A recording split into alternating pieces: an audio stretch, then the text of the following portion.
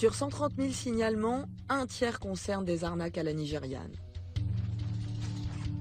Il y a la plateforme de signalement internet-signalement.gouv.fr qui permet de faire remonter directement les contenus illicites de l'Internet, notamment les escroqueries. Le dernier phénomène qui inquiète les autorités s'appelle le chantage à la webcam. L'escroc envoie des images suggestives pour amadouer son interlocuteur et le faire déraper. Il va proposer une caméra sexuelle et dans laquelle il va demander à l'homme de s'exhiber. Voilà. Donc l'homme pris en confiance le fait et se retrouve enregistré par l'escroc qui après le menace de diffuser la vidéo s'il ne lui verse pas de l'argent. L'objectif, c'est d'empêcher la diffusion des vidéos à caractère pornographique et d'empêcher que la victime subisse des pressions qui peuvent malheureusement, dans certains cas, comme c'est produit l'année dernière à l'étranger, conduire jusqu'au suicide de la victime. Richard est veuf et retraité. Après s'être inscrit sur des sites de rencontres, il s'est fait piéger avec la webcam de son ordinateur. Grâce à l'association Aveux du Net, il a réussi à localiser ses escrocs, 2 brouteurs ivoiriens qui n'ont pas réellement été inquiétés. Ils se faisaient passer pour de jeunes femmes peu farouches. Ouais, celle-là, c'était une sacrée. Vous avez quel âge? 76 ans. Ah oui, quand même. Oui. Je ne les fais pas, hein. Non. D'accord, merci. Donc, à 76 ans, vous allez faire des rencontres avec des toutes jeunes. Oui. Comment vous l'avez rencontrée, alors, celle-là? Elle m'a demandé de faire une vidéo assez compromettante, quoi. Enfin, une vidéo, je veux dire, bon... et puis... Vous demandez de déshabiller, c'est ça? Oui, c'est ça, oui. Ah oui, donc vous êtes déjà dans une relation très intime, tous les deux. On peut appeler intime... Enfin, vous vous dites des mots d'amour... Ah oui, oui, mais je vais vous montrer le truc qui est plus loin, qui est incroyable. Et là, elle vous dit, faisons l'amour par l'internet de la caméra. Voilà, tout à fait. Elle vous montre une vidéo porno et elle vous demande de faire la même chose. Oui, elle me demande, c'est le gars qui a, je sais pas comment... le brouteur, on appelle ça des brouteurs. Le brouteur, voilà. Mais le gars que j'ai eu au téléphone, c'était un dimanche après-midi, il était hyper menaçant, hein. Alors pendant 8 jours, j'ai eu peur de voir arriver je sais qui, hein. Il vous disait que c'était une mineure qui était en face, c'est ça? Oui, oui, tout à fait, absolument, oui. Que c'était carrément, vous vous rendez compte, une mineure, etc. et tout ça. Je parle d'une mineure. Comme Richard passe beaucoup de temps sur Internet, il a aussi entretenu des histoires d'amour fictives qui lui ont coûté cher. Vous vous êtes pas méfié que toutes ces filles vous demandent toutes de l'argent? Pas toutes, hein, il y en a eu. Il y en a une qui m'a coûté que 50 €. Bon, à la limite, ça va. Mais elle m'en demandait beaucoup plus. Hein. Mais comme il n'y avait plus tellement d'argent... Ça vous a coûté combien en tout? Ça doit dépasser les 20 000, quoi, à peu près. Donc vous avez vraiment cru à une belle histoire d'amour, en fait? Ah oui, oui, complètement. Oui. Bonsoir, mon amour, mon trésor, mon Richard. Je ne sais pas comment te le dire, je ne sais pas comment te l'écrire. Je ne sais pas comment te l'avouer, je t'aime comme ami, je t'aime comme amoureux, la grande question s'impose, je t'aime, comment pourrais-je t'aimer? Tu es 100 fois plus grand que moi, tu es beau, notre amour me dévore, même s'il est interdit. À l'époque, ça vous fait quoi? C'est fou. Ah ben j'ai dit, oui, j'ai dit incroyable. Enfin, voilà, je ne vais pas vous lire tout ça parce que... Et qu'est-ce que vous auriez envie de dire à tous les gens qui en ce moment sont sur Internet? On ne s'appartient plus, on est complètement perdu, manipulé. Il y a 10% de côté favorable sur Internet, mais de l'autre côté, il y a 90% d'arnaques et il faut faire très attention. Après cette aventure, Richard est devenu prudent. Il n'est pas prêt de retomber dans le piège des escroqueries sentimentales.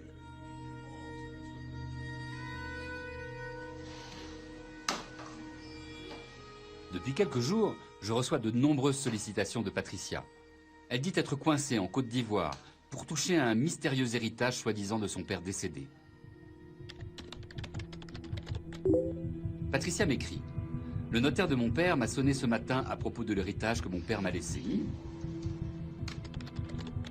Ce notaire me demande si j'ai un homme de confiance qui pourrait m'aider et recevoir les sous.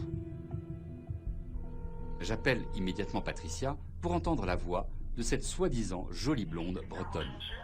Patricia? Oui, c'est Patricia, comment allez-vous, monsieur? Ça va, et toi? Oui, ça va, mais À l'évidence, la voix de Patricia n'est ni très française, ni très féminine.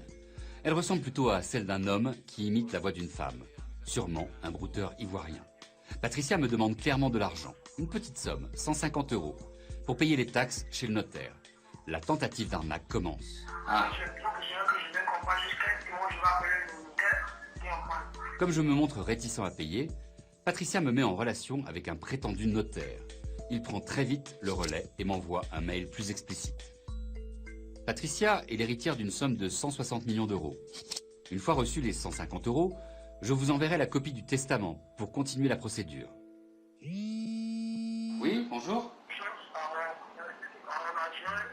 Comme je ne réponds pas assez rapidement, le prétendu notaire, évidemment un complice du brouteur, passe à la phase suivante. Je vous entends pas très bien, si vous pouvez parler un peu plus fort.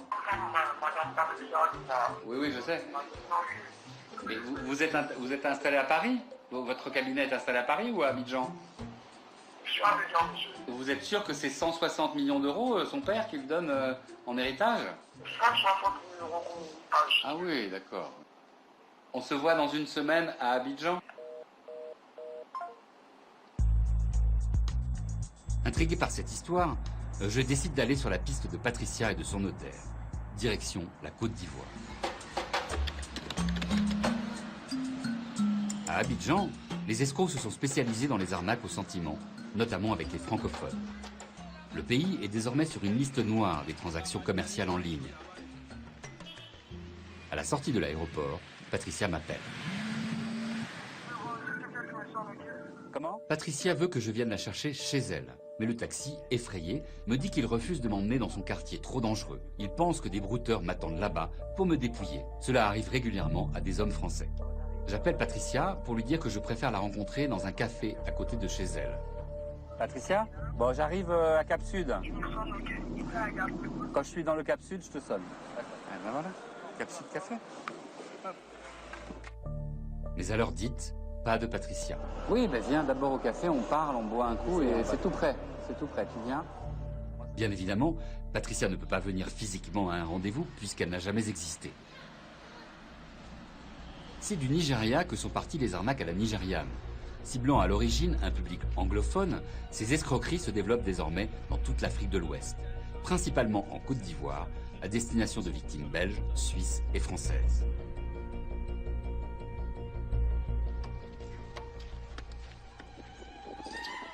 Mais qui sont en réalité ces brouteurs? La police cybercriminelle d'Abidjan vient d'interpeller un jeune escroc. Vous avez quel âge? 19 ans. Vous faites quoi? On va se donner pour chercher un peu le plan pour pouvoir les structurer un peu l'argent. Il s'est fait arrêter dans un cybercafé, le lieu de travail de la plupart des brouteurs africains. Le nom que tu prends pour blaguer les plans, c'est quoi? Flora Flamand. C'est quoi? C'est la photo de qui? C'est la photo d'une actrice de porno, Alison Angel. Et tu publies ces photos-là, comme quoi c'est Flora Flamand qui est là. Est-ce que tu causes avec tes correspondants au téléphone? Oui. Et qu'est-ce que tu lui dis? Que étant en France, je viens d'arriver en Côte d'Ivoire et puis à cause d'une déception amoureuse, etc. Et puis on cause. Comment tu le fais? Je change ma voix et puis je cause. Tu chantes ta voix? Comment tu fais? Il pleure beaucoup. Je ne peux plus, c'est mon frère. Puis on cause. Tu gagnes combien au moins? Au total, ça peut faire 30 millions.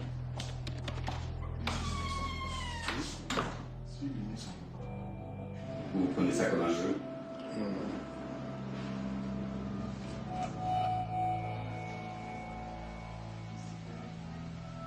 Vous avez conscience du mal que vous faites de l'autre côté?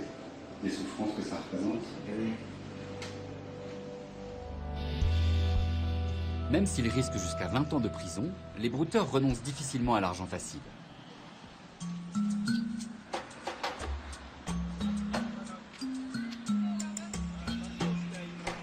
Pour travailler, chacun prend un surnom insolent.